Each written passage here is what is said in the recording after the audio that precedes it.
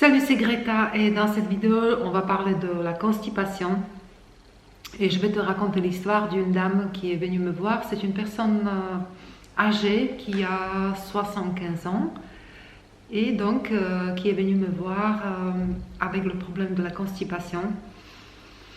Et je sais que c'est une thématique qu'on n'aborde pas facilement et si tu as eu ce problème-là, tu as déjà probablement entendu parler de fait de boire assez ou alors manger beaucoup de fibres. Et ces deux conseils sont soi-disant assez sensés. Je ne les remets pas en question, mais il me manque encore deux raisons principales, dont l'une, j'en ai déjà parlé dans la précédente vidéo, c'est vraiment cette question mécanique du corps, c'est-à-dire que on ne peut pas faire nos besoins dans une position assise. En tout cas, c'est pas dans cette position-là qu'on se vide l'intestin entièrement. Il faut que le bassin s'incurve d'une certaine manière, en fait, pour que mécaniquement on peut expulser la matière. Voilà, donc ce côté mécanique me manque un peu dans les explications qu'on nous donne en général par rapport à la constipation. Et un troisième facteur ou une troisième raison de la constipation, c'est l'état psychologique, c'est-à-dire c'est des émotions. Tu sais que selon les médecines orientales, le gros intestin, il est lié vraiment à ce besoin de retenir quelque chose, parce qu'il y a comme une appréhension finalement de ne pas connaître vraiment son espace. Il s'agit de connaître ses limites. Ça nous arrive peut-être quand nous sommes en voyage, quand on arrive dans un environnement qui est légèrement inconnu pour nous, ou quand on se retrouve avec d'autres personnes, ou alors qu'il faut partager des toilettes, ou alors il y a un timing un peu différent de ce que tu es habitué d'avoir, et cet environnement qui est étrange, qui est nouveau, avec ses odeurs, avec ses énergies, c'est quelque chose qui nous permet pas de nous détendre, et on peut avoir cette tendance en fait à retenir finalement, et c'est quelque chose où il faut pas vraiment psychoter et qui normalement se remet en place après plusieurs jours. Donc voilà, ou alors c'est un entraînement vraiment, c'est-à-dire qu'il faut bien se connaître pour préparer ce genre de choses.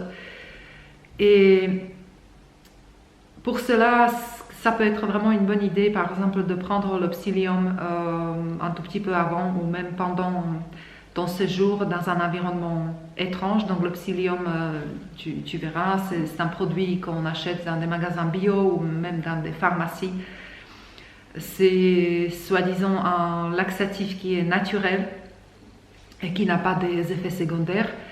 Mais ce n'est pas ces raisons-là que je veux évoquer. Ce que je veux évoquer, c'est vraiment le cas de cette dame-là qui avait plutôt des problèmes émotionnels. Et dans son cas, en fait, il s'agissait d'une colère, d'une simple colère par rapport au fait que son frère, donc qui est aussi une personne âgée, doit très prochainement entamer des interventions, je dirais des interventions chirurgicales assez intenses, et elle n'est pas d'accord en fait avec cette intervention-là. Mais elle a pas envie de lui dire que vraiment ça l'embête, parce qu'elle estime qu'il y a d'autres moyens, si tu veux, de soigner sa maladie à lui. Et c'est difficile dans la mesure où tu ne peux pas convaincre les gens qui n'expérimentent pas justement leur propre pouvoir et qui sont dans cette optique finalement de se dire qu'il y a quelqu'un qui est plus sage que moi, qui a un certain pouvoir, et tout ce que cette personne me dit, voilà, ça doit être ça doit être forcément vrai. Et donc, comme elle, ça l'embête qu'il n'a pas cette ouverture-là. D'ailleurs, elle ne se lance même pas dans une discussion, mais si tu veux, ça la met en colère, dans une sorte de frustration parce qu'elle voilà, elle n'est pas d'accord avec sa décision à lui, tout en sachant que bien sûr, sa décision à lui, c'est quelque chose qui lui appartient, bien sûr, et elle est aussi consciente de ça, ok? Donc elle n'a pas une problématique comme quoi elle veut se mettre dans une position où elle va lui donner des conseils ou d'essayer de le persuader et tout.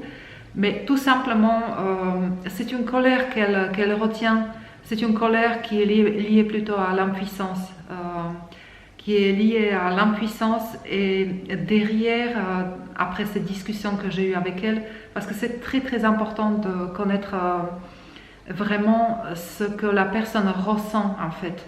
Parce que dire que je suis en colère, il y a quand même un environnement, il y a un contexte qui va donner d'autres couleurs selon le cas à cette colère-là.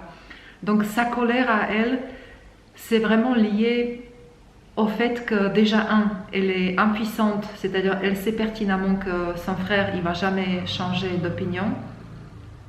Donc elle ne peut pas le convaincre tout en sachant qu'elle elle se lance même pas dans un processus de convaincre. Et 3, c'est une colère un peu cachée envers, je dirais, une autorité entre guillemets médicale qui est ce qu'elle est. Et donc c'est une sensation, elle me l'a dit, et je vais être un tout petit peu grossière parce que parfois il faut rentrer dans le paquet. Et je lui ai posé la question, mais qu'est-ce qui vous fait vraiment chier en fait dans cette histoire-là? Qu'est-ce que c'est? Et c'est justement là où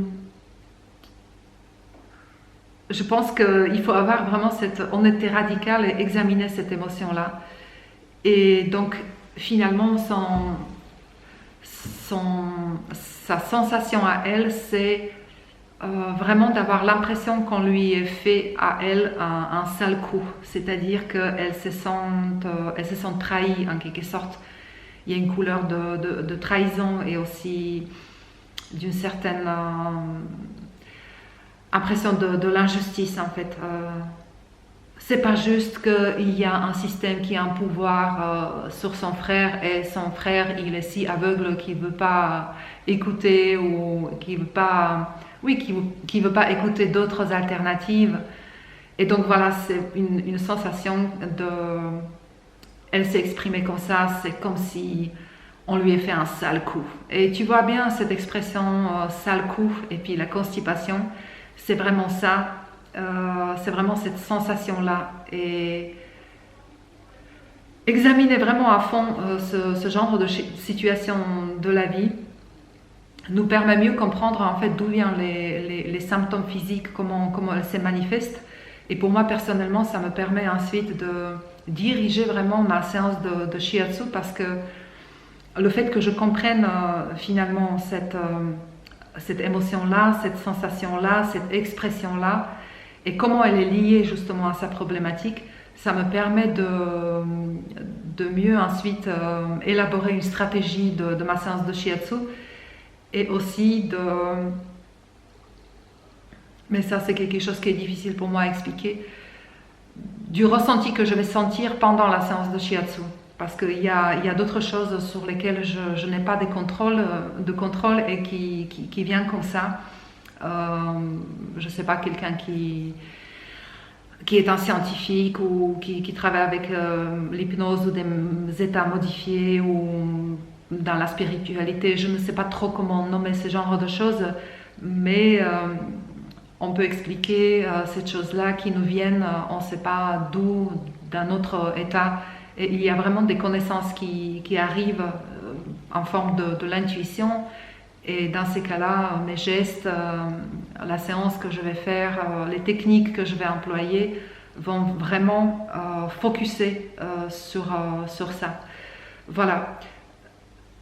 Je fais cette vidéo juste en fait pour nous rappeler que les symptômes qui se manifestent dans le corps, ça en est une constipation, mais ça peut être autre chose. Et c'est ça qui est intéressant, c'est-à-dire que pourquoi quelqu'un qui peut vivre la même expérience va avoir ce symptôme-là et pas un autre, etc. Donc c'est extrêmement intéressant. Mais c'est juste pour dire comment on peut observer, si tu veux, ces problématiques émotionnelles, les ressentis, comment ça se manifeste dans le corps et comment le corps finalement est le miroir de ce qui se passe dans notre vie. Et voilà, ça c'est quelque chose que je kiffe et que je fais toute ma vie. Je suis passionnée par ça, je suis passionnée par observer ces liens. Et ce qui est complètement dingos, c'est, et je parle cette fois-ci de moi parce que quand moi j'ai un symptôme, si tu veux, c'est très difficile pour moi de le identifier à quelque chose. C'est-à-dire que effectivement j'ai cette connaissance-là, j'ai peut-être les informations globales, mais ce qui est très très intéressant, c'est que il faut pas croire que parce que tu vis quelque chose qui est désagréable ou qui te demande une certaine challenge, que ça va automatiquement refléter dans le corps. Dans mon expérience, à 90% de cas, les symptômes apparaissent parce qu'on fait justement le déni sur une problématique. C'est-à-dire que c'est quelque chose qui est caché, en fait, qui ressurgit sur le corps. Et c'est ça qui est complètement dingos, parce que ce n'est pas une question de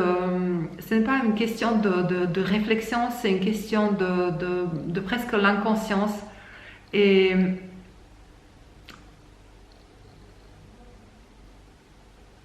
je ne sais pas, je ne sais pas s'il est possible de faire cette analyse seule. Alors après, ça dépend des cas, bien sûr.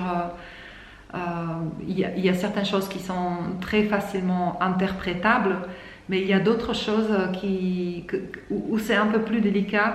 Et peut-être tu as besoin de quelqu'un que tu as en face, en fait, qui te sert d'une sorte de miroir, parce que parfois il est difficile de s'extirper de soi-même et de se dire mais putain j'ai mal à l'épaule, pourtant voilà je me sens pas vraiment comme quelqu'un qui porte quelque chose sur mes épaules au niveau émotionnel ou physique, je ne comprends pas, il n'y a rien qui s'est passé dans ma vie, tu vois. C'est ce genre de situation où peut-être là tu as besoin de quelqu'un, une sorte de miroir en fait qui va peut-être te toucher là où tu l'entends pas en fait. Et c'est ça qui est passionnant. Voilà. Donc comme tu as pu voir, chaque maladie, chaque symptôme a plusieurs raisons d'exister en fait, et c'est quelque chose qui est assez rare, mais ça peut bien sûr exister, que les raisons physiques, psychologiques ou émotionnelles, spirituelles, en fait ne soient pas liées, tu vois. D'habitude, il s'agit vraiment d'une synergie, et quand le puzzle est fait, toc, le symptôme physique apparaît, ok. Évidemment, je ne parle pas des situations où tu te blesses, tu tombes du vélo ou tu te blesses en faisant le sport ou la cuisine. Mais même dans ces cas-là, ce qui est très très intéressant, c'est de se poser la question pourquoi quand je me suis blessée, quand j'ai eu cet accident-là, pourquoi je suis tombée sur ce côté-là et pas sur une autre, pourquoi c'est mon poignet, pourquoi c'est mon genou ou ma cheville finalement qui a dégusté en premier. Tu vois, ça c'est aussi un signe. Donc rien n'est là tout à fait par hasard. Et moi j'ai lu hier une super citation de Jung qui disait que finalement il ne s'agit pas de résoudre les problèmes. En fait, il ne faut pas voir la vie comme une recherche de problèmes qu'il faut résoudre. La vie, c'est quelque chose qui s'expérimente, en fait. Et ton corps, il a assez de capacités pour supporter des pépins de la vie, comme être constipé, comme être enrhumé, ou peut-être avoir mal au dos, ou avoir une migraine, ou avoir des problèmes digestifs. C'est-à-dire qu'il a une certaine seuil de tolérance dans lequel il peut encore exister avec ce symptôme-là. Après, tout un art, ta sagesse et ta conviction et la relation que tu as entre toi et toi, c'est-à-dire à quel degré tu estimes que tu devrais t'intéresser à ces symptômes, ou alors quand est-ce que c'est peut-être bien de juste lâcher prise et de faire démerder, travailler le corps seul, de se remettre seul, parce que c'est vraiment l'une de ses capacités. C'est la même chose pour le système immunitaire. Normalement, nous sommes prévus de telle sorte que chaque anomalie finalement qui apparaît, ce n'est pas en fait un problème, mais c'est une solution. Et le corps, il a ses propres solutions pour résoudre ce genre de choses. Mais encore une fois, il s'agit de degrés. Il s'agit de l'intensité et il s'agit aussi de la durée. Voilà. Donc cette petite vidéo, j'espère que ça peut t'amener quelques réflexions par rapport à ce que tu vis. Et n'hésite pas, si tu es à Bordeaux, de réserver une séance de shiatsu avec moi, ou si tu as besoin d'un accompagnement un peu plus profond, on peut travailler ensemble si ça match entre nous et si nous sommes d'accord sur tes objectifs. Allez, à la prochaine fois. Ciao, ciao.